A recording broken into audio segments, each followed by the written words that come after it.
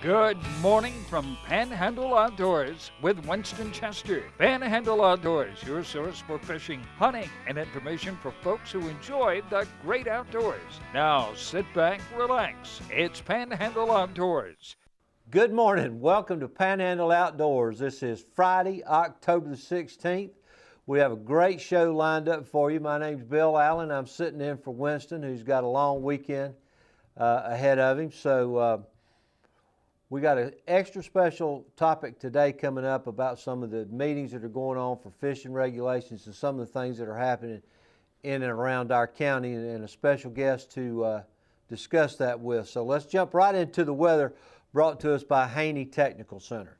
We are looking at a high today of 85 with a low of 61.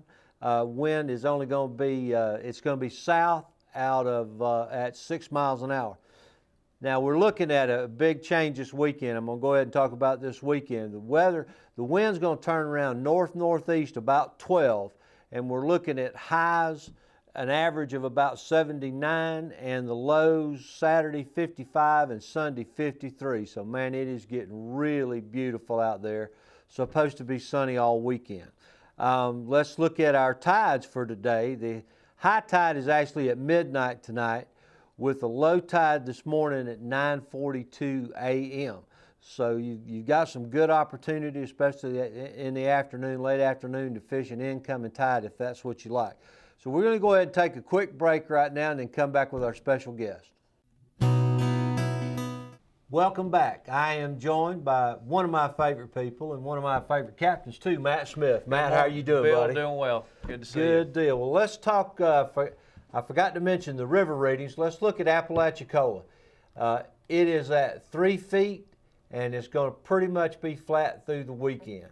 And then the Choctawhatchee, it sounds like a repeat. It's at 3 feet, and it's pretty much going to be flat for the weekend. So not a lot of moving water down on the rivers, not a lot of water at all. No, not real exciting, but it's falling. Looks like a slight, just a little bit of fall there. So, Matt, I appreciate you coming in. I know you and I have talked several times, and there's both our opinions. There's some really important things starting to happen right now as far as fish and wildlife and looking at our limits. And tell me how you've been involved. There absolutely are, Bill. This is going back, and I don't know why I always find myself doing this on the show, but hit the rewind button for just a second. This is not something that came up last week or last month. Right. We've been addressing this for 2 years, talking about it. Part of the process, seeing some issues primarily with our bay system, certain species of concern. We're always wanting to promote conservation and trying to do things smarter than we have in the past. I think that's just a generational thing. Fast forward to where we're at now, and just within the last couple months, we actually had an opportunity with one of the ladies from the FWC. She was doing a creel survey. And she wanted to survey my clients when we got off the boat, talk about the day, what we caught. And in the process of doing that, when she was finished up with that, I had an opportunity to sit down at the dock and talk with her, and just basically a one-on-one while she had her notepad, and just giving her a rundown of some of the concerns that we share as a group of guides about our bay system, things we're seeing. And I said, what can we do? We feel like we need an outlet, an opportunity to address this and really take the next step. Let's just take this from talking about it and see if we can get something in motion. Within a week later, I was contacted by the FWC again. So got your information, your feedback. We really appreciate it, and we'd like to sit down and have a meeting, which we did. There's a handful of us guides that just had a kind of a short meeting and just kind of laying out what we wanted to look into. And basically, one of the top fish of concern going back, even like to early this spring, is a sheephead. Right. We've talked about it before. The sheephead during the spawn, during a short window, when those fish are in there trying to reproduce, the amount of pressure, the amount of fish that are being kept, and then the concentration of where those fish the concentration and the limit Yeah. 15 a person, and then you take in some unique scenarios where you put enough people on a boat, 15 a person. You start doing the math, and it can get It's a lot of fish. it can get real significant. So we're concerned about the sheephead. We're also concerned about the speckled trout population, and last but certainly not least, it would be the redfish. As it turns out, this is an assessment year. Since they went to 2 per person, raised it from 1 to 2, and an opportunity to really look at the impact, see what the population looks like, and just as it states, assess it and see if it needs to be adjusted. So in the process of doing this, having this meeting, and it was just a one-on-one, a chance to talk, really appreciated the opportunity. We have, as a group of guides, have organized a meeting. We're hoping to get all the guides in the county to have a sit-down talk the end of this month. We have invited the FWC.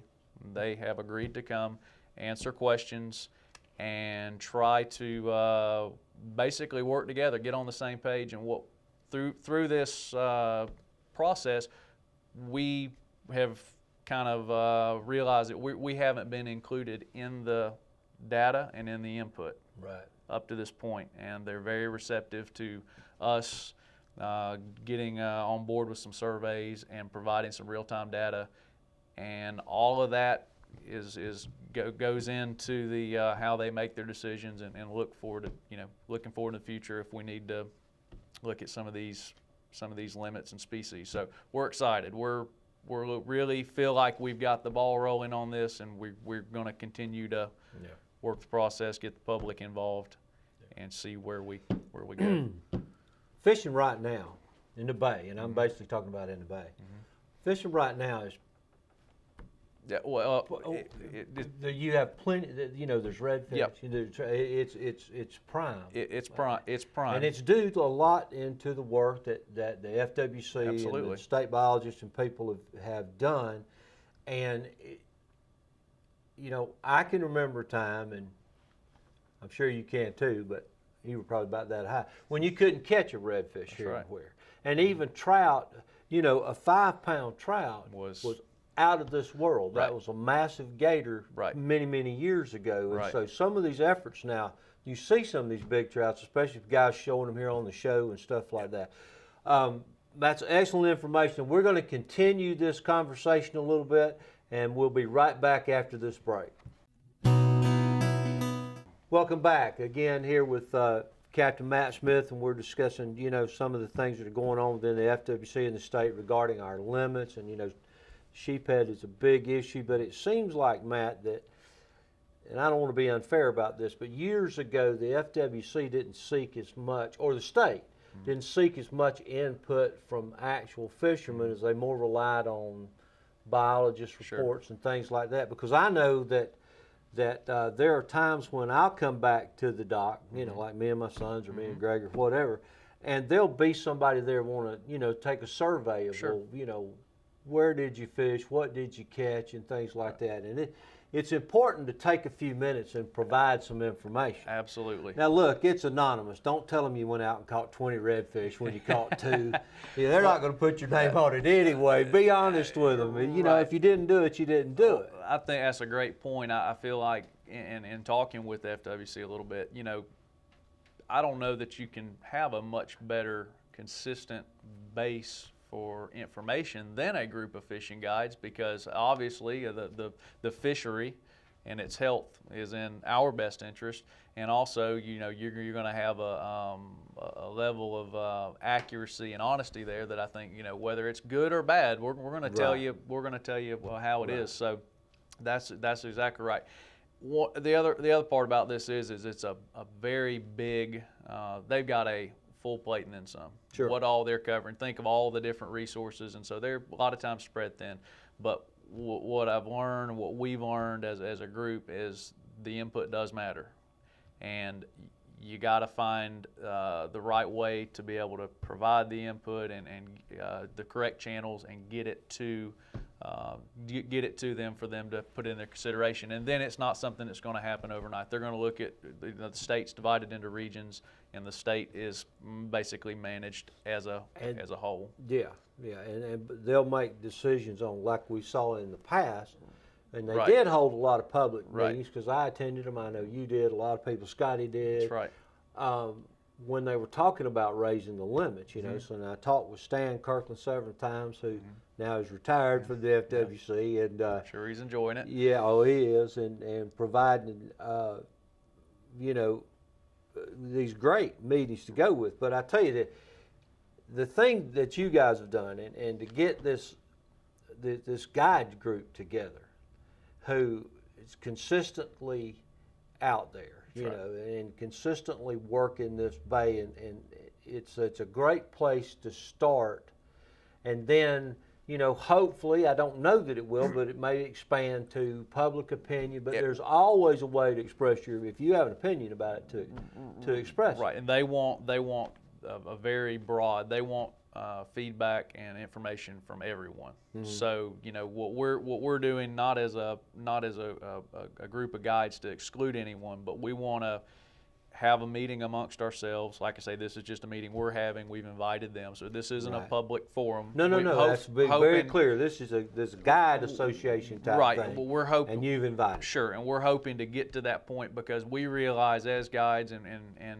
as a whole, everybody has to be on the same page. So this is just the very start of the process. One of the big things, I'll go ahead and put it out because I got it on my list here to cover, is myfwc.com. Yeah. Their website, top flight. It It's is got a great tremendous amount of information on it. It's constantly updated. So many of these things that we talk about, that they're just you could spend days on it. But go to myfwc.com. Go to the contact portion at the very top. You can go on there. You can do surveys. You can actually contact the commissioners, all 7 at once if you want. Send them an email. They do get read, and let them know. Here's what I'm seeing. Here's what some of my concerns or praise or whatever. I'm always a big fan of going on and doing things in a positive way. Whether you got something good or bad to say, go on and do it in a way that somebody's going to want to be receptive to hearing what you have to say. And most people, I think, in my experience from going to those meetings, respect that. That's right. But then you've got a few who are going to get up there, and it's like they're taking an adversarial position against the FWC or against what.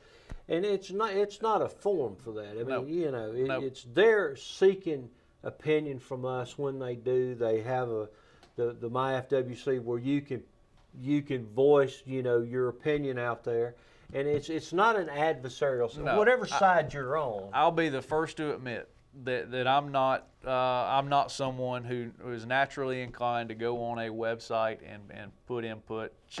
It's not my style of things. I'm more of a handshake, sit down, have a talk. But on the other hand, too, I also kind of wonder, well, where does this go? Is it really taken into consideration? Anybody reading this? It is, and they're wanting the input, and we've got to. I'm going to start going on a regular basis. I'm going to go on the website, and I'm going to have input. I'm going to encourage everyone I know, guides, recreational, anyone that has a stake in it, because as a group of fishermen, we all can attest. Stand around in the parking lot at the boat ramp and just kind of air your opinions and your concerns. It's not constructive. No. Now It's fun. It's fun, but it doesn't get you anywhere. But because there's been enough of that going on, and there are some issues that we have some concern about. That's why we're taking the steps we're taking and getting this process going. Now, might be jumping the gun. Are you going to maybe put something on PanamaCityInshore.com referencing this, or maybe how to get to it? It's possible, yeah, it's possible. What I'm thinking we're going to end up doing is once we're able to communicate better with FWC and provide them accurate data on a regular basis, see where it goes, and maybe get to the point where, like you say, we might be able to have a larger meeting, and this is just getting it going here. Every voice counts. The guy or the girl who fishes once every other weekend. Hey, But the reason I like what you've done is because the guys who are out there 3, 4, 5 days a week, that information is going to be more consistent to form a pattern than the people who are out there every other weekend. It's not that their experience it doesn't count. No, it certainly it's does. all part of the process. But when you're trying to build a database, right. it's the people who have been out there 4 or 5 days. So being proactive on this, I know I really appreciate it, and I think that it's going to go a long way towards making an impact. I feel it will, and kind of this dovetails into something we've talked about. We've been, as a group of guides, a majority of us have been regulating or self-regulating our fishing. Yeah. And so we're trying to kind of lead the forefront on conservation. We want to be, as you say, proactive instead of reactive. Amen. And I don't want to be 10 years down the road and wish we'd have started this. Yeah, no kidding. All right, guys, great information. We're going to take this break, be right back with the famous Friday Fishing Report. All right, welcome back. Matt, let's start this off with, let's look at the peak fishing times. It is 1:59 a.m. to 3:59. We already missed that a little bit. Early. A little early. But this afternoon now, 1:29 to 3:29. Oh, yeah. So if you get an opportunity to get out after lunch, early on a Friday, incoming tide, That'd work. ought to be pretty decent. All right, man, we need to give some stuff away for Tarpon Dock here. So I'm going to let you do the honors. And the first one is for a $20 gift certificate to Tarpon Dock. Got it. Bill Allen. Oh, no. Josh Turner. It's a good thing I'm here. Josh, it is. It is. Josh Turner. Josh has got the $20 gift certificate to Tarpon Dock. Congratulations. That's right. Now for the red snapper. Mix around. Who's going to win a red snapper? Start their weekend off. You going to let me read that? Yeah, right? I'm going to reach you. It's not Bill Allen. Davian Aguayon. You're going to have to help me with this. From Southport. Sound close? Yep, that was real close. Let me give y'all a hint, too, with that. When you go down to Tarpon Dock, have you ever had any of those candied jalapenos that they make? Are you speaking from experience here? Yes, I am speaking from experience. But if you get like tuna dip from them or just about any kind of dip, and you pop one of those candied jalapenos on top of it, that's a different world. I'm just telling you. Change your life, huh? And it's not, I wouldn't dare eat a jalapeno directly. I just don't, hot stuff doesn't work with my system at my age anymore. But that's just enough, it's enough sweet and enough bite to it that, oh my gosh, Sets it off. Sets it off.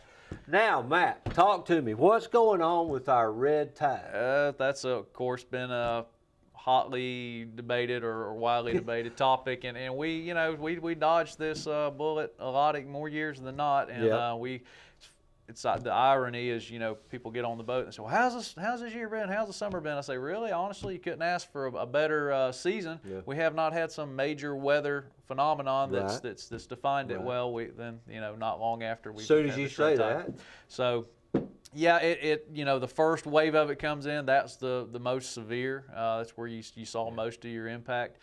And then interestingly, I feel like for the most part, up until about a week ago, it had gotten pushed out. We got that cool front, kind of got in behind the tide and pulled most of it out, and it almost like it had pretty much had been eliminated. And now we've had this kind of reoccurring daily couple areas of it that kind of keep pushing. We had some weak tides. We got some south wind, and it kind of is hanging around. So it's minimized. It's much less than it was, but at the same time, it's still seeing some dead fish. The bait, it's really affected the bait. Yeah, it puts a bite on. Go catch a live well full of bait and go off to go fishing. And depending on where you go, especially in and around the pass, you may have a live well full of dead bait. I mean, almost instantly. Yeah. So that's not good. But it's just something we've been working around. I've always try to look for the silver lining in things and try to look at it on a positive. You have to some extent, but it's I think we've seen the worst of it. I'll put it that way.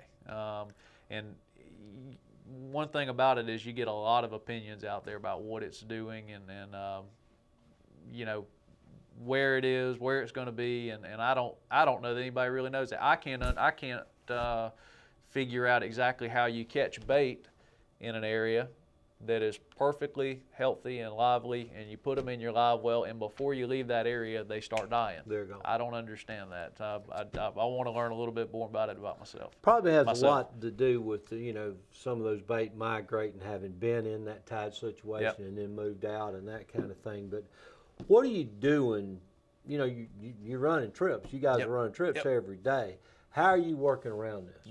Trying to avoid it at all costs. You going further back, going up deeper in the bay, into staying the bay. in the bay. And even then, like I say, not being able to pinpoint it all the time. Sometimes you just you end up, having it affect you whether you want it or not.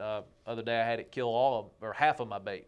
I ran through it, killed half of my bait, and I just bailed. I just ran up in the bay and got away from it and kind of worked around it. But it's a day-to-day situation. And you kind of have to just shoot from the hip out there, which is a normal standard operating procedure.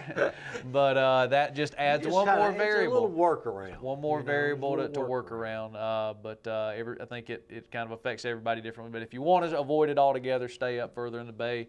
Up above the bridges is a good rule of thumb. You're going to be safe. Yeah, it's been pretty safe. Before we end on that subject, and I know wrap it up, one more huge example where that opening that old pass would that area, that's probably that far east end of the island down there is the most impacted area in our bay. That's where most of the dead fish in the bay are. That water got down there, stayed down there, didn't get flushed out, and we could really do our resource a huge. You can't clean out a bay with that one pass. Matt, thank you so much. I appreciate the information. Keep us up to date on that. Certainly will. It's very important. Go to myfwc.com, voice your opinion. Have a great weekend, and we'll talk to you Monday. God bless you. Thanks for joining us for Panhandle Outdoors with Winston Chester. Panhandle Outdoors features hunting, fishing, and other activities and information to help you enjoy the great outdoors. Join us next time for Panhandle Outdoors.